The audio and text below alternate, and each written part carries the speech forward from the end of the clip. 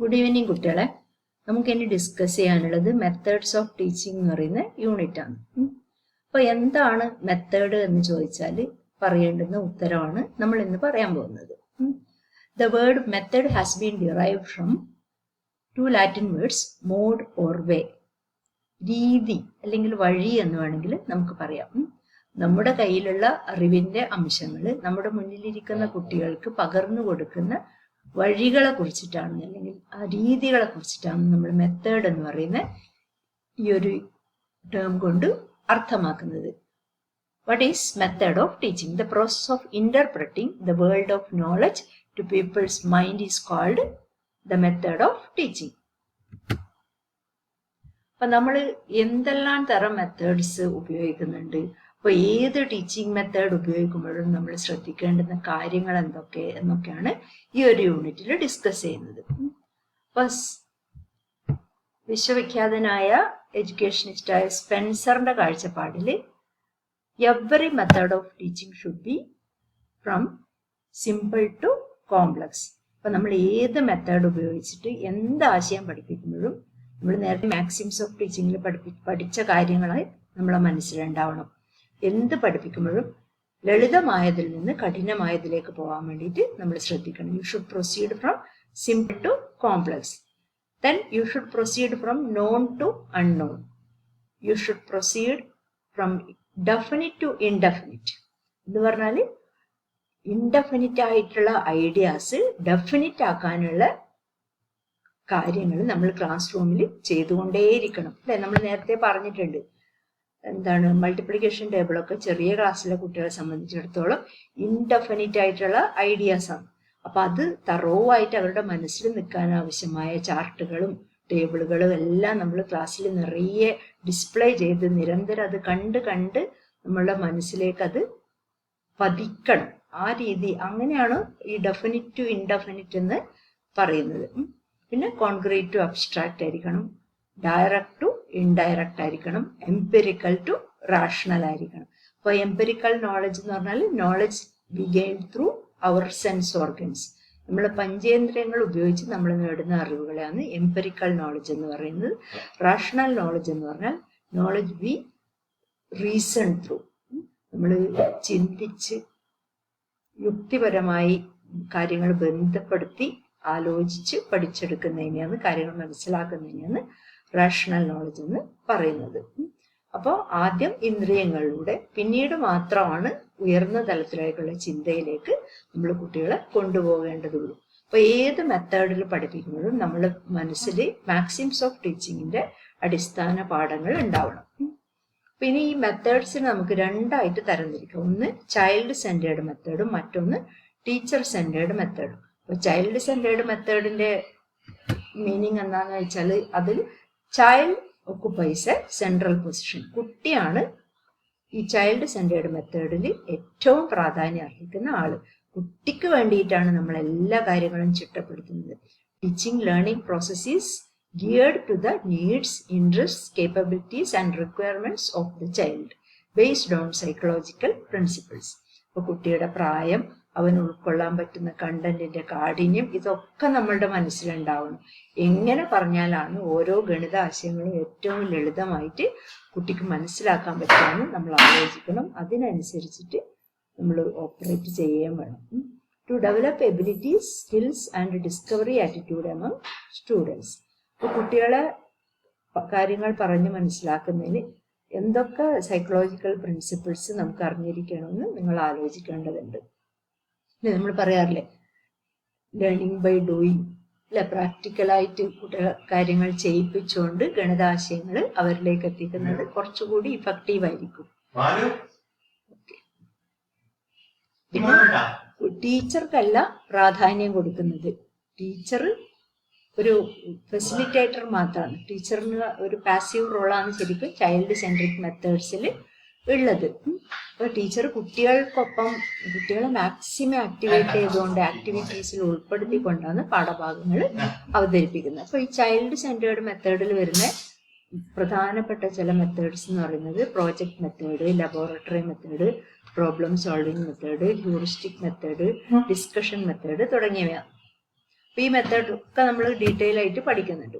ഇനി രണ്ടാമത്തെ കാറ്റഗറി എന്ന് പറഞ്ഞാൽ ടീച്ചർ സെന്റേർഡ് മെത്തേഡാണ്.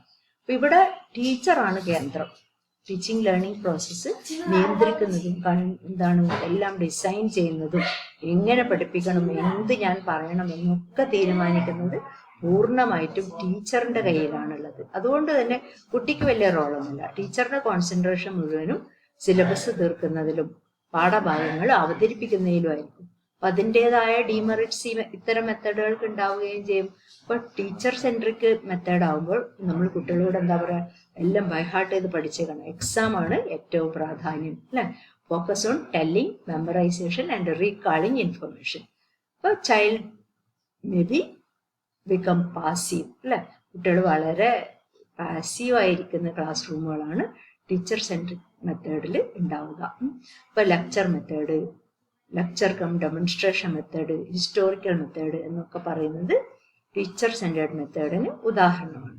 നമുക്കറിയാം, ക്യാമ്പസിൽ നമ്മളെ കോളേജിൽ തന്നെ എടുത്താലും നിങ്ങൾ ജനറൽ ക്ലാസ്സിലെല്ലാം പേപ്പർ അറ്റൻഡ് ചെയ്യുമ്പോൾ പ്യുവറായിട്ട് ലെക്ചർ മെത്തേഡാണ് അവിടെ ഉപയോഗിക്കുന്നത്, അല്ലെ? അപ്പൊ കണ്ടന്റ് ടീച്ചർ അങ്ങനെ പറയാണ്, ടീച്ചർ അങ്ങനെ അവതരിപ്പിക്കുമ്പോൾ നിങ്ങൾ എന്താ ചെയ്യുന്നത്? നിങ്ങളൊരു 5 മിനിറ്റൊക്കെ ശ്രദ്ധിക്കുന്നുണ്ടാവും, അല്ലെ? പിന്നെ നിങ്ങളുടെ ശ്രദ്ധ പാളി പോവുകയാണ് ചെയ്യുന്നത്. അപ്പൊ ലെക്ചർ മെത്തേഡിന്റെ ഡിമെറിറ്റ്സ് നിങ്ങൾക്ക് പറയാണ്ട് തന്നെ അറിയാലോ. അപ്പൊ ഇതൊക്കെയാണ് ടീച്ചർ സെൻട്രിക് മെത്തേഡിന് എക്സാമ്പിൾ ആയിട്ട് പറയുന്നത്. അപ്പൊ നമ്മൾ ഗണിതശാസ്ത്രം പഠിപ്പിക്കാൻ പോകുന്ന ടീച്ചേഴ്സാണ്, അല്ലെ? അപ്പൊ നമ്മൾ അറിഞ്ഞിരിക്കേണ്ടുന്ന മെത്തേഡ്സ് എന്ന് പറയുന്നത് സ്ക്രീനിൽ നിങ്ങൾ കാണുന്ന ഈ 5-8 മെത്തേഡ്സ് ആണ്. ഒന്നാമത്തത് ലെക്ചർ മെത്തേഡ്.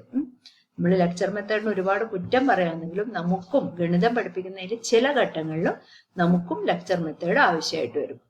Lecture method. രണ്ടാമത് ലെക്ചർ ഡെമോൺസ്ട്രേഷൻ മെത്തേഡാണ്. ഡെമോൺസ്ട്രേഷൻ മെത്തേഡ് എന്ന് മാത്രമാണ് ഞാൻ ഇവിടെ എഴുതിയിട്ടുള്ളത്. Lecture demonstration method.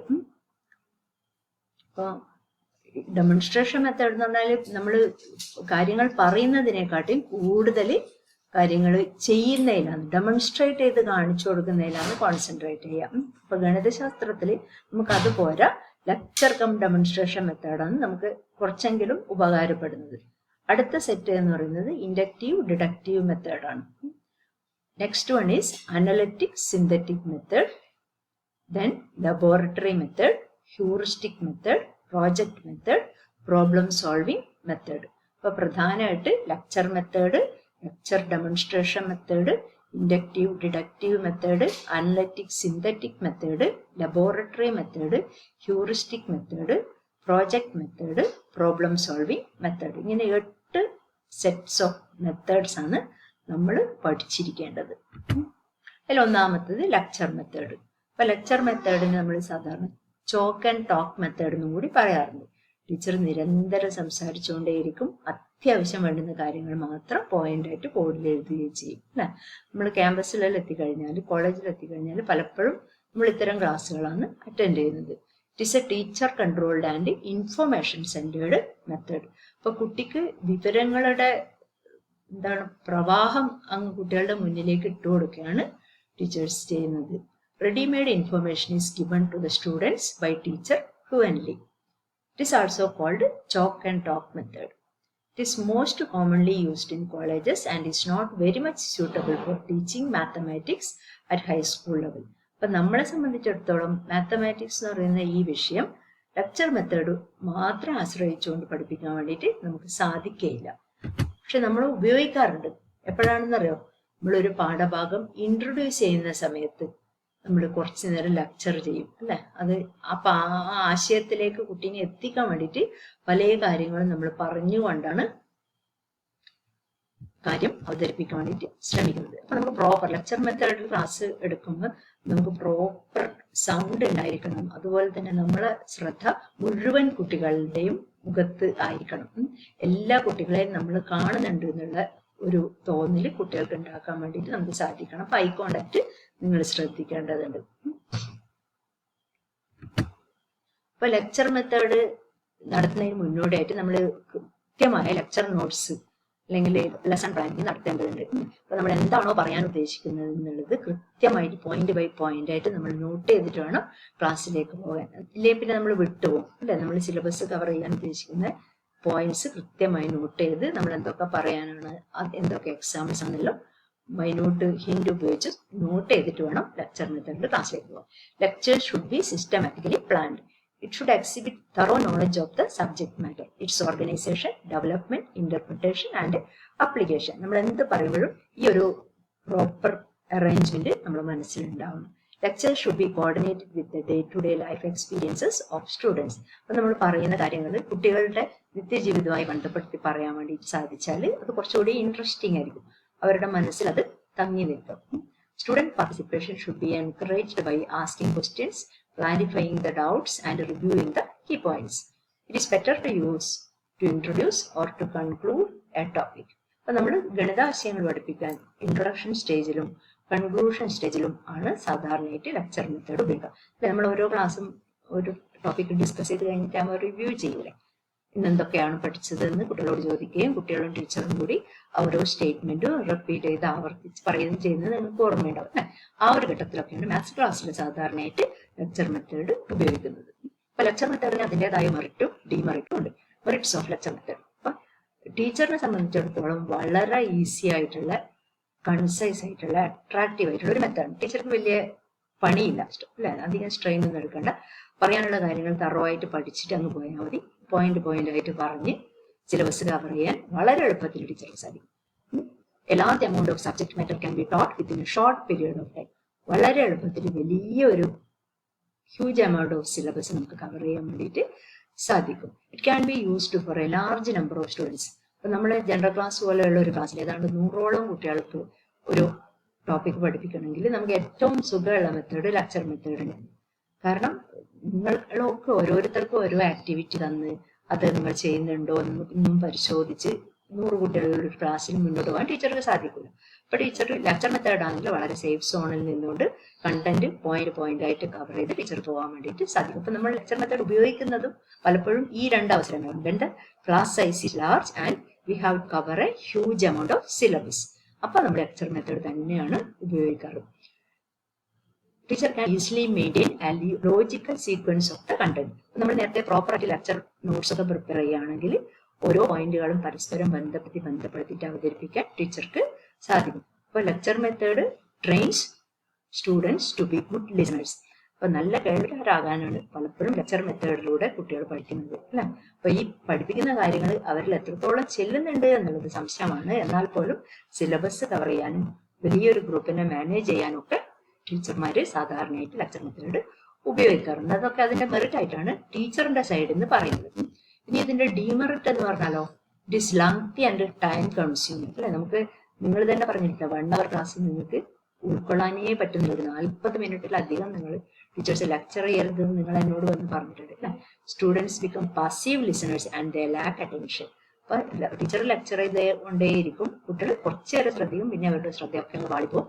ഒരു വെറുതെ അവിടെ ഇങ്ങനെ പാസീവ് ലിസണേഴ്സ് ആയിട്ട് ക്ലാസ്സിലിരിക്കുന്നത് നമുക്ക് കാണാൻ വേണ്ടിയിട്ട് സാധിക്കും. It do not enhance the mathematical ability of students. അപ്പൊ ഗണിതം പഠിപ്പിക്കാൻ ഒട്ടും തന്നെ യോജിക്കുന്ന ഒരു മെത്തേഡല്ല ലെക്ചർ മെത്തേഡ് എന്ന് പറയുന്നത്. In this method ideas are presented rapidly and weaker ones feels difficulty to catch it. അപ്പൊ ആശയങ്ങൾ ടീച്ചർ ലോജിക്കൽ സീക്വൻഷ്യൽ ഓർഡറിലൊക്കെ ടീച്ചർ നിർത്താതെ പറഞ്ഞുകൊണ്ടേയിരിക്കും. അത് വളരെ ചെറിയൊരു ശതമാനം കുട്ടികൾക്ക് മാത്രമേ മനസ്സിലാക്കിയെടുക്കാൻ വേണ്ടിയിട്ട് സാധിക്കുള്ളൂ. അപ്പൊ വീക്കർ സ്റ്റുഡൻസിന് ഇതൊന്നും തന്നെ കണക്ട് ചെയ്ത് മനസ്സിലാക്കാൻ വേണ്ടിയിട്ട് പറ്റാതെ പോകും.